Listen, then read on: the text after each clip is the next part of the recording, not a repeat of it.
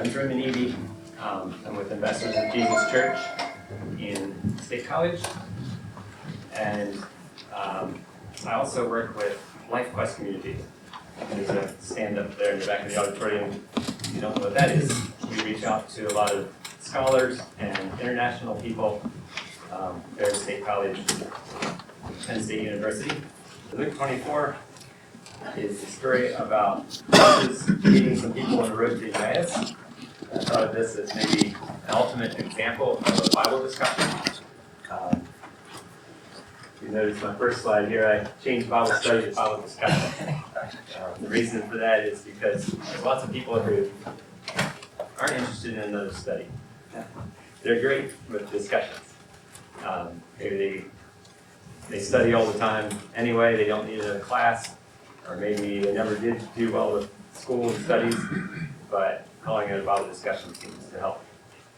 So, the ultimate example of leading a Bible discussion. Jesus on the Emmaus Road.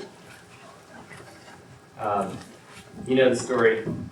I guess I won't read it just for the sake of time, but Jesus meets up with people. He pays attention to their spirit and their what's bothering them, and he gets in conversation with them and asks them questions, finds out where they're at, and then it says that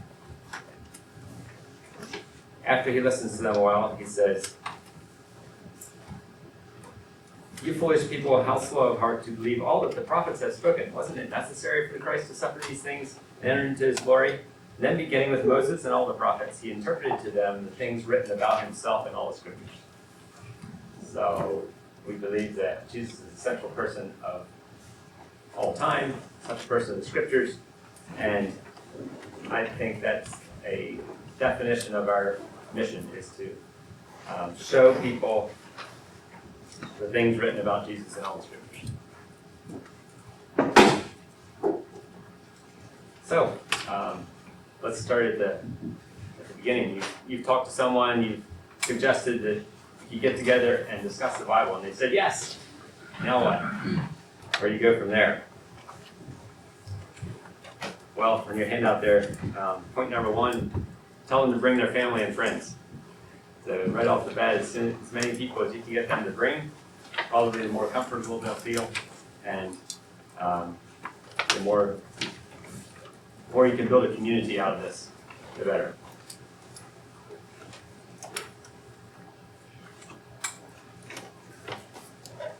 And number 2, engage in real life friendship. So include food whenever you can. That's a great starter for conversations and just meeting people where they are. And I say at minimum, open conversations with questions about the current week. If you're not starting with a mealtime, have a little conversation to get people to know each other. Another master for handouts. Kent has one here. Yeah, sorry about that. You who don't have handouts, you might have one coming in.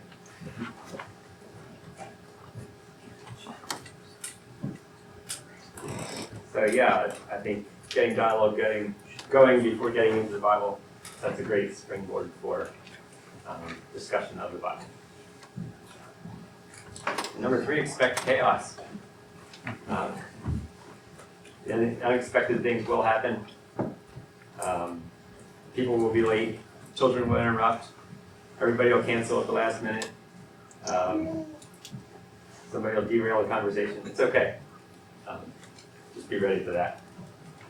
And then keep the broad aim in mind.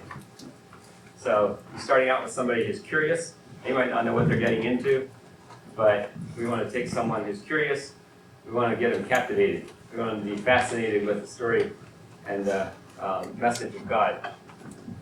So curiosity to captivation.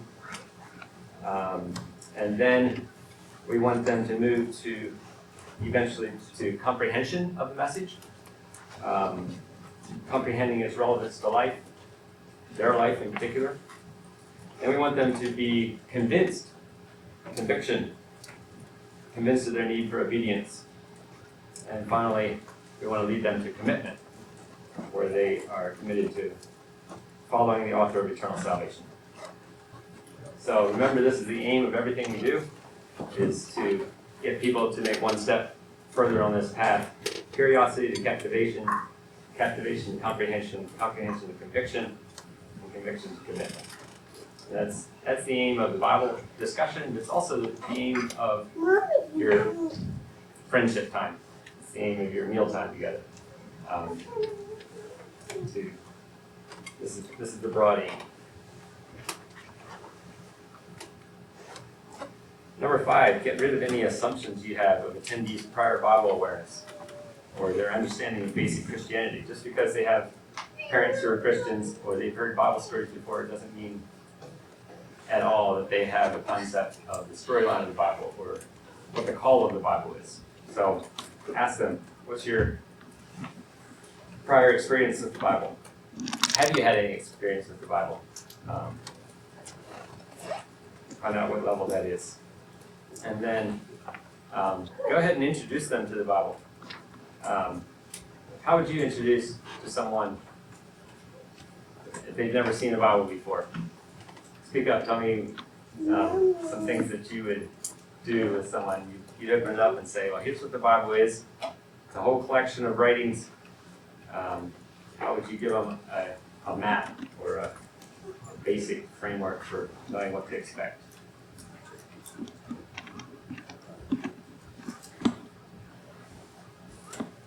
The history of the world from beginning to end. The history of the world from beginning to end, okay? Yeah.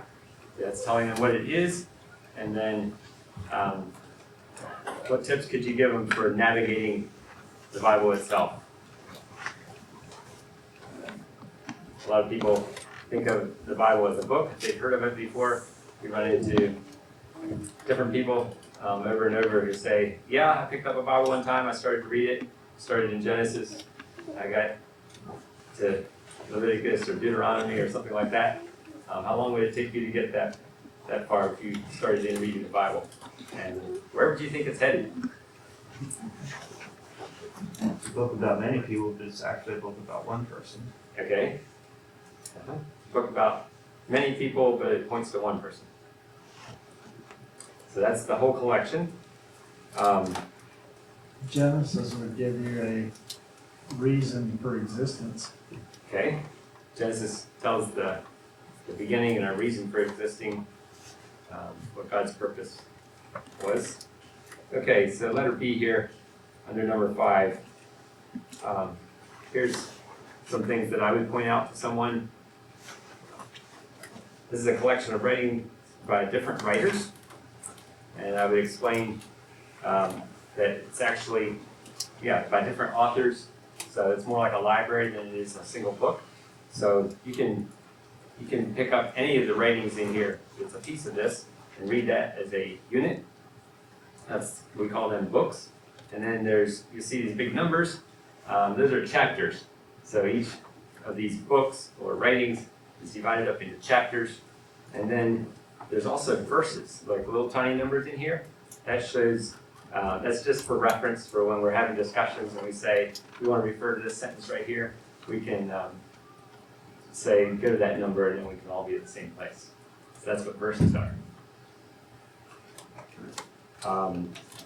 So then there's also 2 main sections of the Bible. We talk about the Old Testament, we talk about the New Testament. And it's divided based on the appearing of Jesus in the world and his lifetime. And so before that is the Old Testament, after that's the New Testament. And as was already mentioned, we believe Jesus is the central figure of all time. And so the Old Testament is history before Jesus, but it's God getting people ready for Jesus. So it points in various ways to the life of Jesus. And then the New Testament is the followers of Jesus who are living out the teachings of Jesus, and that's what that story is. So, you all do all this, but giving a demonstration. So, how it's organized, we have books of Moses at the beginning, and there's a section on history, and then there's some wisdom books, and then there's the prophets. So it's not arranged chronologically all the way through. but within the history section, it's pretty chronological. And with prophets overlap with the history. So the prophets is people Jesus, that God raised up to give this message to the people in the world. And they lived during the time of the history of the books. And if you're going to just start reading the Bible, I would suggest starting at the beginning of the New Testament, the book of Matthew. That's a story about Jesus' life and his teachings. That's kind of how I would go about introducing somebody to the Bible. Any comments on that? What do you think? I would totally agree with Matthew being a good place to start. It's, you read the life of Jesus, you read his, it has more of Jesus' teachings than any of the other Gospels. Thank you. Have you ever suggested someone like chronological reading in the Bible, or does that just get too in depth? I haven't recommended that. I'm open to comments. My first impression would be that you'd probably get lost before you got very far. It might be better to focus on a few things that would get you the whole picture sooner. Anybody have a thought on that? I know there's a creation of Christ concept. Who was mentioning that yesterday? Anybody here?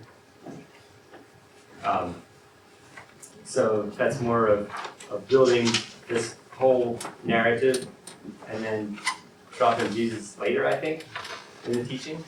And that probably works great in certain settings. I'm not sure. I haven't had experience with that. Yeah, that would be some of answers in Genesis concept of 7 C's: 7 C's. creation, corruption, catastrophe, confusion, Christ, cross, and consummation. Okay. I like that. Basic, short study giving a broad overview.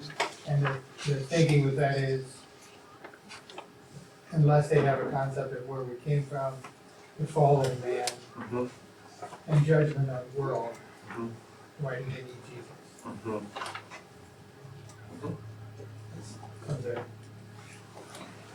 thought behind that. Yeah, I really concur with that idea of giving people the foundation to understand why they need Jesus.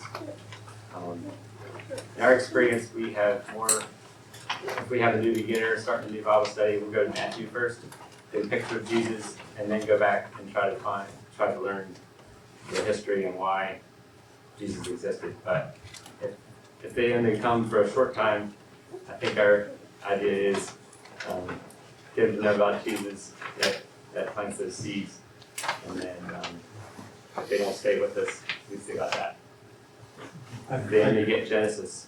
I agree with you, and I Yeah. have used the same logic and things before, but I just had a guy challenge me this past week and said, who starts at the end of the book first? Like, making no sense. Like, why would you start at the end? Yeah, okay, so now what do I say about that? And then I also was just observing here in the Road to Emmaus story that you just pointed out to us, that Jesus began at Moses and the prophets and expounded all things to himself. So I think there's that to be said. I'm not sure. Like, if you only have a moment, I would tell them about Jesus as well, but there's sometimes I think, well, you know, what did the apostles have when they first began? They didn't have the New Testament. I mean, I think probably Paul in Acts was telling the story of Jesus, or Peter. I think at the beginning of Acts, there's probably a ton about life of Jesus, but I think there's probably there with the truth within them. Yes. There's a huge difference between talking to someone who has a biblical worldview and pointing them to Jesus versus someone who doesn't even have the biblical worldview. So you'll see here soon we'll be talking about the storyline narrative of the Bible. Okay, number 6 here. Choose one main passage rather than a topical study that takes you here and there. Study what this writer was saying in this place. So the idea of that is that a beginner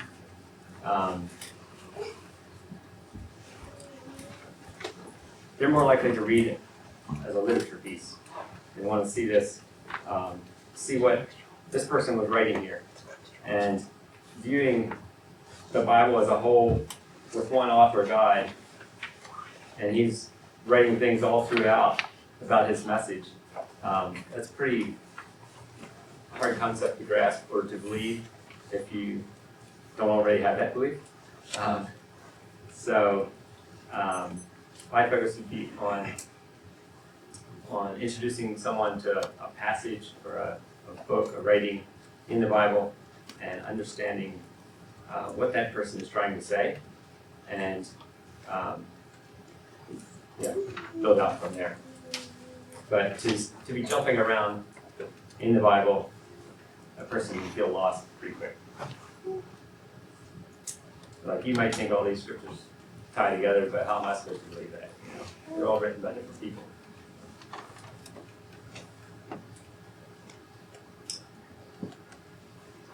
Okay, so you're going to choose one main passage and then prepare a few questions. Decide where you're going to pause reading and discuss, and be ready with just a couple questions to get discussion going. And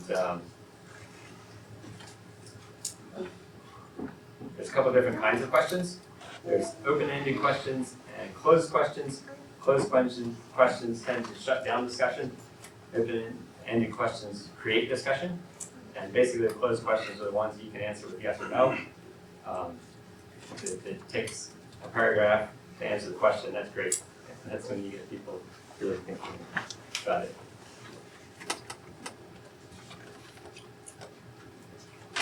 There's three types of discussion questions, letter B under number 7. There's observation, explanation, and application. I get this from Alan Roth. And by the way, I have some handouts up here you can pick up from other people talking about how to do Bible studies. Alan Roth here, and Sean Miller, one of my coworkers, recently did a talk and has his handout. And the third one here is actually a part of some of your packets. You got handouts first, you have the third one, the other ones might want to pick it up. So observation questions, explanation questions, and application questions.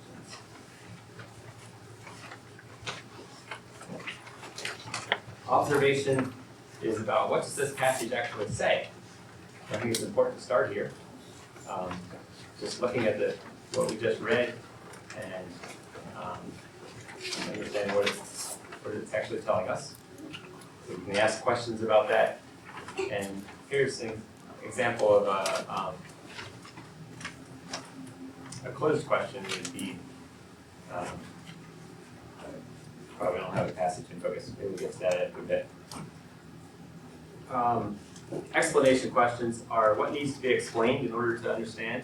If you don't know the story of the Bible, you can think about what questions the people in your discussion might have. What might they be wondering right now to try to make sense of what they just read? And that would be explanation questions. It may be you provide a little background of the context in what before and after what you read. It might be background info about culture, about politics at the time, things like that. You can ask questions and get people to respond and fill in from there. Application questions is about how does this practically intersect with our lives? What is there we can put into practice? Questions on that level lead us to actually doing something with what we've read. And that's where we want to head. In our Bible studies, we want to be aimed at making this relevant to everyday life.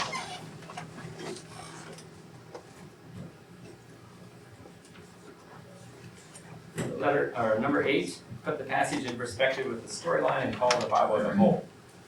So this is where we're talking about the chronology and so forth.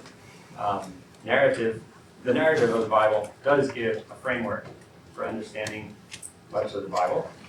And it's important that people get that narrative in their minds for their worldview's sake.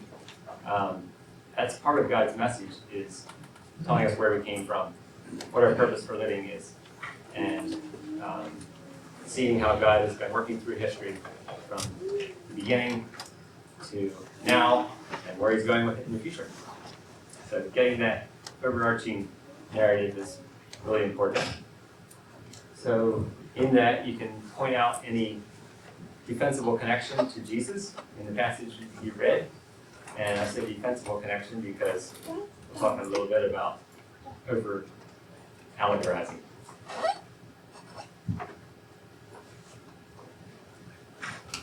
So, question for you, do you have a succinct concept of biblical narrative plot, or is it just a conglomeration of stories and teachings?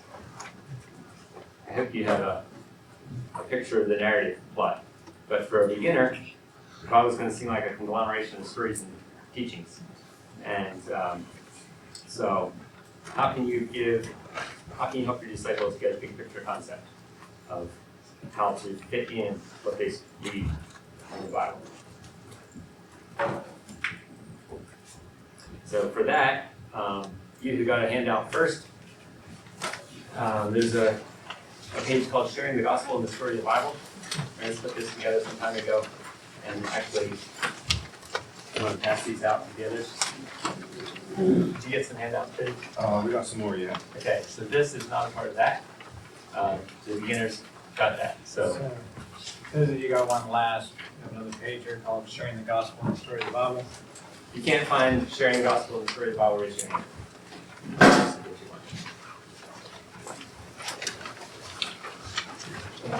This is a summary to just try to put in succinct terms what this biblical narrative is, God's narrative of history. It's so important for us to have. And then, what's the call of the Bible? What's the message, the thread that runs throughout? When we read the Bible as a whole and study it for a long time, this is what it boils down to, what God has called us. So you can peruse that later, but that's a resource for you. And also use timelines and maps. There's another piece of your handout that has a page with 3 timelines on it. This is something I found recently online. I have a website there for you to find it, and you can excerpt it, print it, display it, whatever. I found that to be a really helpful timeline for just getting that picture of the biblical narrative. You can also look at that later. Okay, any questions or comments about what we talked about so far? Before we move on.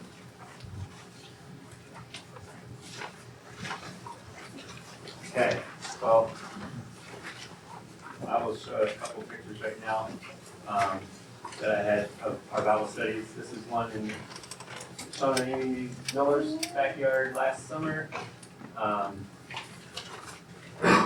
Here's one 2 weeks ago at my house, just to give you a little visual. And this is probably our biggest Bible study yet. I'm sure it was the biggest Bible study yet. We probably had about 30 people there. So that is the upper end, and sometimes we have one, or everybody cancels. So it can really fluctuate.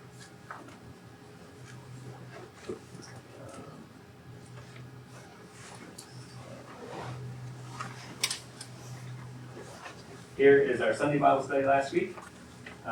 This is during a children's lesson. We also do a children's story from the Bible there.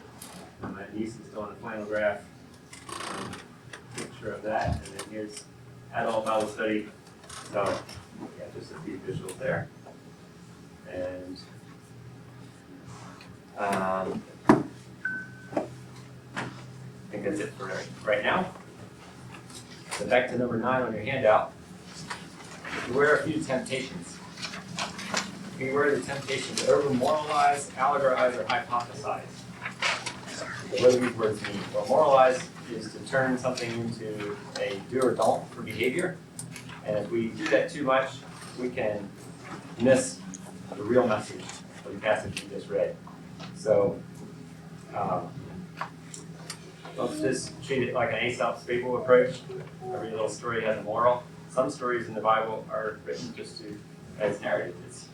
It's It's not trying to tell you do as this person did, or that's not the primary purpose of that passage. And we'll look more at an example of that in a little bit.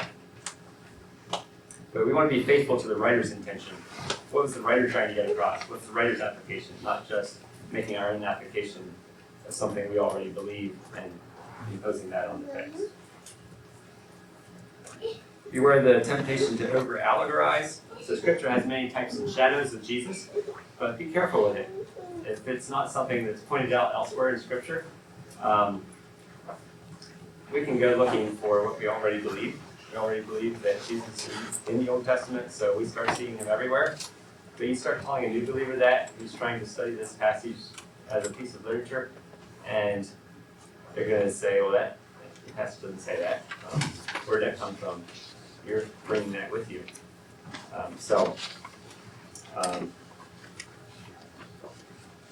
Yeah, I think that's enough on that at the moment. And then temptation to hypothesize. That's dabbling with speculation and conjecture. So our disciples need to be impressed with the message of God to them. They don't need to be impressed with our imagination. So beware of that. So, for example, the story about Jesus and the woman taken in adultery. He stoops down and writes on the ground. Imagining what Jesus was writing isn't going to help. That's just not going to be, that's not the message that God's trying to communicate in that story to us, or else he would have told us that. So I say, avoid these things yourself, and when others start to do it, bring the discussion back to what we can find in the past. Number 10, involve everyone as much as you can. And so I'll give you a simple format we borrowed from others. This is what we use in our midweek and Sunday Bible studies. We just open the passage and we read by turns, either by paragraphs or by verses, depending on how many people there are and what it takes to involve everyone. And so we just go around the circle, each person read, and we ask if there's words that aren't familiar, if there's things they don't understand. And sometimes we'll ask how this compares with their prior philosophy. I might ask a Muslim if they have this story of the Old Testament in their history, and is it different? Is it the same? And so forth. Or Chinese friends oftentimes start comparing with their Chinese philosophers, things that they have. So that can be a great way to engage people with what they're hearing and get their comprehension of what's actually being said. And we're not trying to judge them right now. We're not trying to tell them they're right or wrong. We're just getting their minds engaging, comparing how's this different from what I knew before. That'll be a start for them to consider changing their idea or not.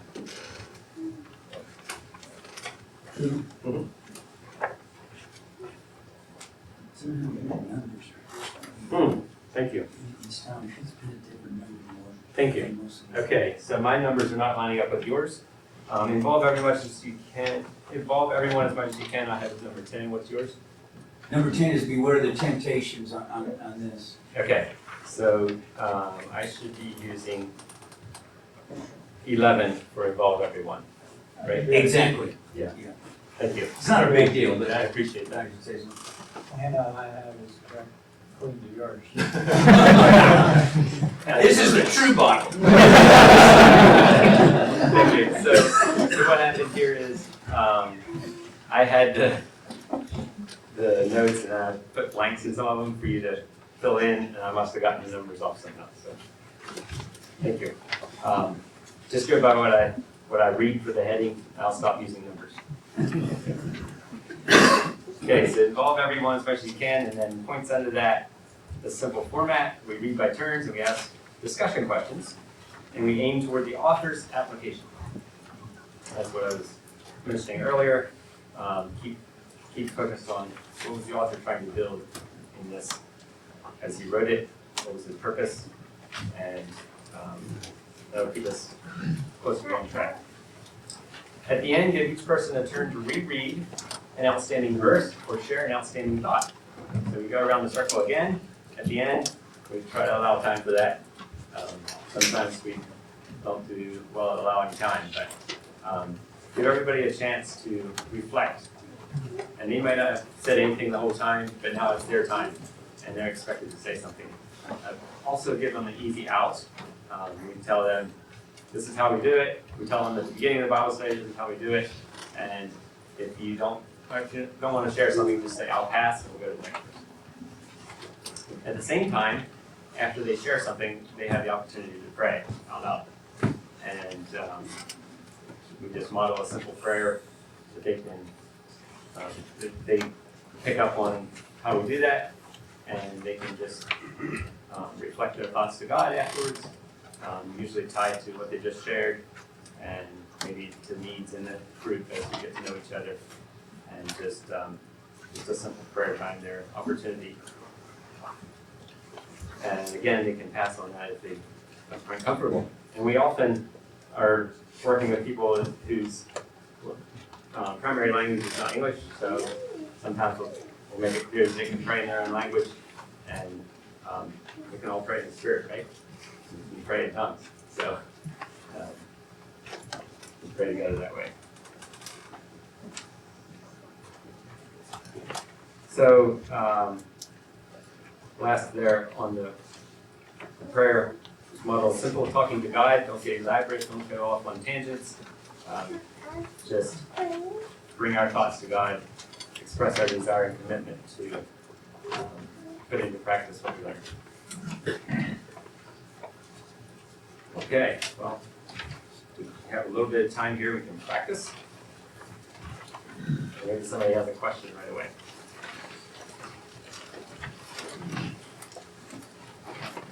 Okay. Bibles. One note. And we pass out a few Bibles, and we have a few, but I have a purpose for passing them out. The rest of you might have Bibles with you, or have on your phones if you have the option to use New English Translation, NET. That will get us in the same wording here. Do you preference for how we pass them out? I would probably just share them out, maybe every other or something. We're going to turn to Acts 3, and again, my page numbers don't match yours, which is the whole point of the reason why I'm passing out Bibles, is so we all have the same page numbers. Acts 3, somebody give us a page number in your Bibles that we're passing out. 1175? 1175. Thank you. So we have purchased a bunch of Bibles the same so that we can use page numbers instead of trying to help people find things by book and chapter. So we also learned that with non-English speakers, they might not have the concept of 1100. So we say 1175, and often we'll say 1175, just to break down those barriers. Acts chapter 3 is the story about Peter and John going into the temple and finding a lame man. We're just going to read the first section here, verses 1 to 10. Let's read rather quickly, and we can start with David and run down the first row here. How much do I read? Just one verse. One verse. Now Peter and John were going up to the temple at the time for prayer, at 3 o'clock in the afternoon. And a man lame from birth was being carried up to this place, the temple gate, every day, so he could beg for money from those going into the temple courts. When he saw Peter and John about to go into the temple courts, he asked them for money. Peter looked directly at him, as did John, and said, "Look at us." So the lame man paid attention to them, expecting to receive something from them. But Peter said, "I have no silver or gold, but what I do have I give you. In the name of Jesus Christ the Nazarene, stand up and walk." Then Peter took hold of him by the right hand and raised him up. And at once the man's feet and ankles were made strong. He jumped up, stood, and began walking around. He entered the temple courts with them, walking and leaping and praising God. All the people saw him walking and praising God. and they recognized him as the man who used to sit and ask for donations at the beautiful gate of the temple. And they were filled with astonishment and amazement at what had happened to him. Okay, thank you. And so, let's talk about how we might be tempted to moralize in this story. Does anyone have a concept of that? Want to give us an example? I have an example here for you. Peter and John had a set time of day to pray. We should too. That's a moral we can take from this story. But is that what Luke was trying to tell us? I don't think that was his point. He's telling us the story. What happened? Another one. Peter did not carry any money. That's a good way to live so that we don't have money to give people. We can give them what's better. Another moral we could do, but we're bringing that from our prior belief. We already think that's a good idea, and we're bringing that to the text. It's not the point of the text. Makes sense? How can we allegorize this? What if we are really allegorical oriented and we over-allegorize? That would be to do something like, a crippled man's like us when we're in our sins. We're not living the way God intended for us to live, and we're hampered. But when somebody comes along with the gospel and we believe in Jesus, then we start to really live, and we leap and walk in the Spirit, like this man did in the physical. Again, it might be true. It might be interesting to see the parallels. If we already believe in Jesus, maybe he does such things. But we didn't get that from the text. That was something he brought to the text. Make sense? Or hypothesize. Example of that. Peter had no money because he was living hand to mouth as a servant of God and letting others provide his living. Well, we don't know that. Could be he had a bank account. We don't know. He didn't have any money that day. That's all we know. Let's not guess. Or another example. You know how it is, you see someone in need time after time and long to help them. This man was probably lying there every day, and Peter was walking by and kept seeing this man and just wishing to get help him. And today, for some reason, he felt like this is the day. We don't know that either. That's not good. The thing is, today he felt that. You end the sentence. You put lots of things in there, right? That's the point I'm making. Whenever you do this hypothesizing, you can go wherever, whatever comes to your mind, and anything is plausible. So it doesn't mean it's true. So again, the point is, Luke, in writing this account, had none of these things in mind. In doing this, we're bringing our prior belief to the text, not deriving our takeaway from the text. So every Bible discussion, I like to think, as I'm preparing for that, what is the one impression that I want people to take away from this discussion? What is it that I want to point out to them that can stick with it? So, and let's derive that one thing from the purpose and context, the reason why it's there.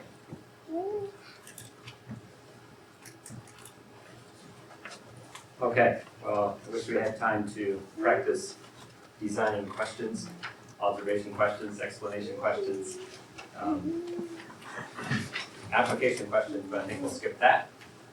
And you go down to letter C in this section that has the wrong number, and that's where we were going to get into the questions. Tips, the next section. I gave you the idea of using Bibles that are the same, so you have page numbers. Use an easy to read translation. We can talk about that if you want up here in question and answer time. Have at least 2 Christians familiar with the Bible in the group if possible. This is a very minor point, but I've found it really helpful different times when I'm drawing a blank. I don't know what to say next. Somebody asks a question. I'm distracted, whatever. My co-laborer will have something to say when I don't. So it's not very valuable.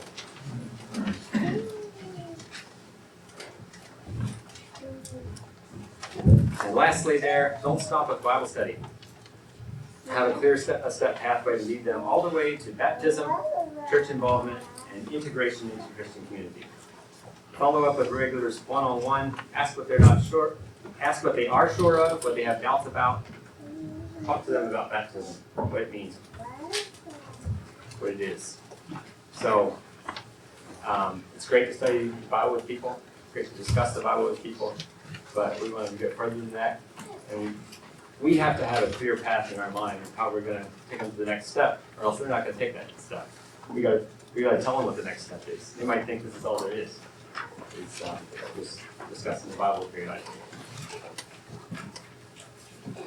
Okay, questions? What would you like to talk about from here? You can.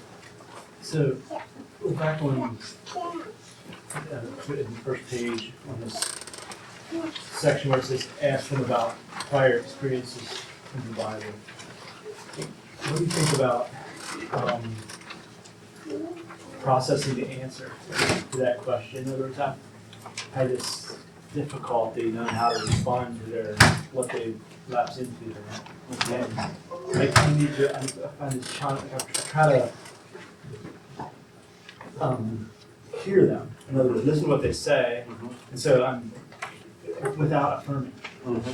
And yet, it's so hard to not be contradictory in that moment, and let the whole discussion turn into this, try to understand what they're actually saying, because some of this stuff is really strange off the wall, and it's like, where did that ever come from? So how do I hear without, I don't know, derailing the whole thing and end up sideways? Especially in the group, you don't want to be Yeah. personal both times. I haven't had big groups, it's usually one-on-one stuff. It's just like, how do you reciprocate positively? Anybody have a response to Kendrick?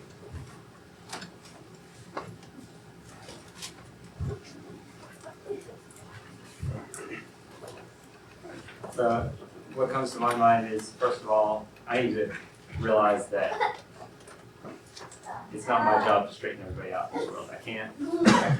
It's beyond me. I'm just one influence in this person's life among many, and I'm a co-laborer with God. He's the one that takes responsibility for that, getting them the right truth whenever they can understand it. If they're a plant that is good in good soil, if they're good soil, the plant's growing, it will eventually grow and take in all the truth. I don't mean to do that right now. But I like what you said about listening and trying to understand what they're saying, because if we're just waiting for them to get done so we can go and look at their point, they'll feel that too. So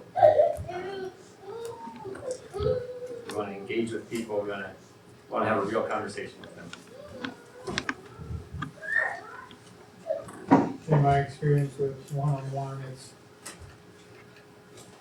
I had a lot to learn from people's questions like that. So, we grow up in our settings and we think we understand the Bible and have a good concept, and people ask questions and your answer sounds pretty hollow, pretty. So it brought me to a point of pretty quickly to say, that's something I need to do some more study on. I'll get back together, we'll talk about that some more next time we're together. Whereas in a group, I like your thought of drawing back to the discussion. Whoever's enjoying the discussion has to realize that it's getting off track and draw back to that. Maybe that's something we can talk about some more later. Okay. You all hear that? Good. Something I've thought about with that is, if somebody was trying to convince me that I should think differently, what would be the most likely way that they would convince me? And I know I'm just one person, but for me, somebody just sitting there and every time I say something that they think is a little off, they try to correct me. Like, good luck convincing me. If you're going to convince me that something is going to be hearing me out, being fascinated by, oh, that's interesting, this is how you understand it. It doesn't they're not validating my thoughts, but it's just it's just a different perspective. So that's what I found helpful for me to keep in mind when I am talking to someone. How would if things were switched around and they were trying to convince me what would be the most likely way that it would actually happen? Yeah, that's interesting. Or what was the other one? It's a different perspective. That's things you can say, and you didn't give any yes or no validation, judgment that you heard about. And I also think about how much it takes to change our mindset, or to get us to. We're already satisfied with our belief. Think about how you feel when a Mormon walks up to your door, or a Jehovah's Witness. That's how people are feeling when you walk up to them and talk about the Bible. Yeah, just a good thing to keep in mind. Have you found it difficult to, you talk about over-moralizing, over-hypothesizing. Has it been difficult to, how practically have you tried to shed some of those things as you're studying the Bible with them, like yourself? That you're not reading too much into the text that's not there. Like me personally? Yeah. It takes me back a long ways because these are things I cared about for a long time already before I was actively doing Bible studies and church. I think this is important things to explore and build our understanding of how to interpret the Bible, whether we're teaching or whether we're not. And in our own Bible reading, how do we apply God's word correctly? See how that values, if I can answer your question. In the teaching context. Do you have more thoughts or comments on that? Okay, are we supposed to wrap up here? 10:40 is when the work series starts, so. Okay, so, Yeah, okay. Anyone else have a question? How do you, thinking about, you talked about having 30 people at that one Bible study, how do you make sure you're the ones who've been involved longer, that you're keeping them fed and not going back to try to catch up other people? How does that looks kind of complicated to me. Yeah, it is a challenge. I mean, do you ever go and have one-on-one time with some of those people too, or is it typically just your Bible study? Yes. Follow-up one-on-one, I think, is very important with the people who have been attending for a while. You might not know where they are personally. And my co-worker, Sean, and his wife have been really good at this. Take somebody out for a Saturday morning breakfast and just sit down and just ask them questions. Where are you at in your spiritual journey? Are things making sense? Feel like you're contrasting your beliefs with what you're hearing, and where are you at? I don't know what kind of questions they ask, but I really applaud them for taking that time and following up with people. They even travel to other cities sometimes and follow up with people. So, Truman mentioned that sometimes there's one person and sometimes there's, that time there were a dozen unchurched people there, 2 dozen, something like that. And so it makes a huge difference in the discussion and how many people you have as well. So it's just 1 or 2, they're gonna be more free to talk. You get over about 6 or 8, everybody gets really quiet, unless you have somebody really talkative.